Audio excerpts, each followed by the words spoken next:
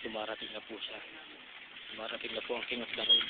Ayan po, para makikita niyo po kung ano-ano po ang ginagawa.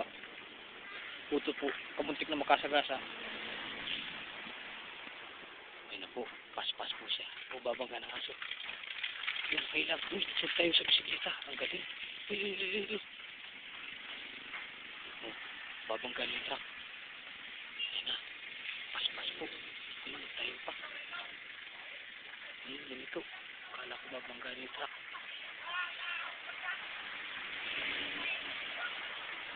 Ayun na po ulit. Parating na naman po siya. Ano naman daw po ang kanyang gagawin. Makikita po natin. Ayun na po. Oh, tumayo na naman. Christian. Nakaikis ang paa. Kunti na.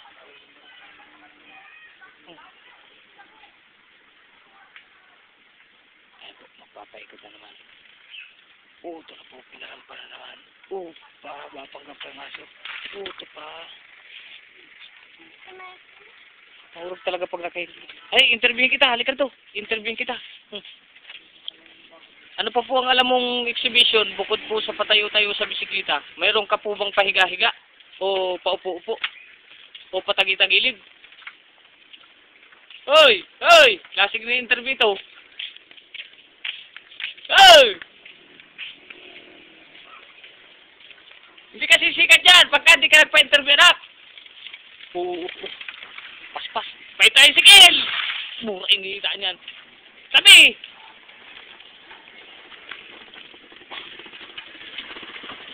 Alam mo na ito, mga kailanganin mo. Alin? Duty. Tulong.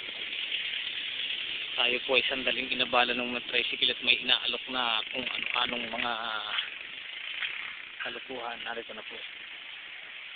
Babalikan po natin ang King of the Road. Ayan po. Uy, babanggan po ang cameraman. Uy, ilag. Mura yung ita niya. Ito na. Lang pa. Uy, halika muna. Interview ka muna. Pagod ka na. Magpahinga ka muna. Interviewin ka muna. Ano po ang sekreto niyo at pag kayo magbisikleta? Ano po ang inyong iniinom araw-araw at napakagaling niyo po? Ano pong vitamins? Para po malaman ng ating mga taga-subaybay kung ano ang sekreto ninyo, kung bakit po kayo ay magaling mag-bike. Ano nga po?